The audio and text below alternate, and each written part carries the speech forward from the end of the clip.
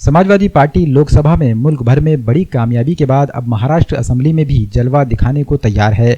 महाराष्ट्र में समाजवादी पार्टी को मजबूत बनाने और असेंबली की तैयारियों के लिए उत्तर प्रदेश के 35 नौमुंतखब अरकान पार्लियामान ने मुंबई का दौरा किया।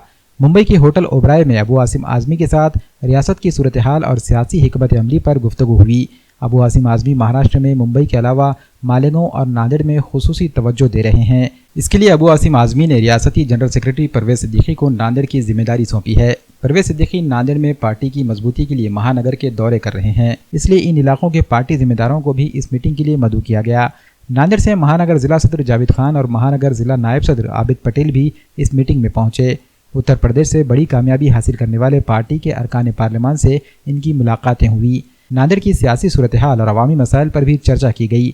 नांदेड़ महानगर जिला सदर जावेद खान का कहना है कि महाविकास आघाड़ी के साथ मिलकर समाजवादी पार्टी रियासत में 12 से 15 असेंबली सीटों पर इंतखाबात लड़ेगी।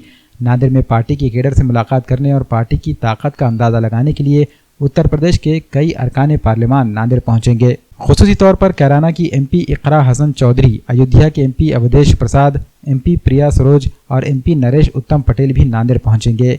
इन अरकान लोकसभा को पार्टी की जानिब से नांदेड़ भेजने की दरख्वास्त नांदेड़ महानगर सदर जावेद खान ने की है।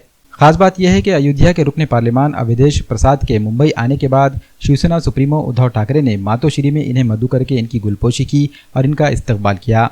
इस मौके पर अबू आसिम आज़मी की भी तहनीत की गई और रियासती इंतखाबात के दौरान समाजवादी पार्टी को मतलूबा सीटें देने का यकीन दिलाया।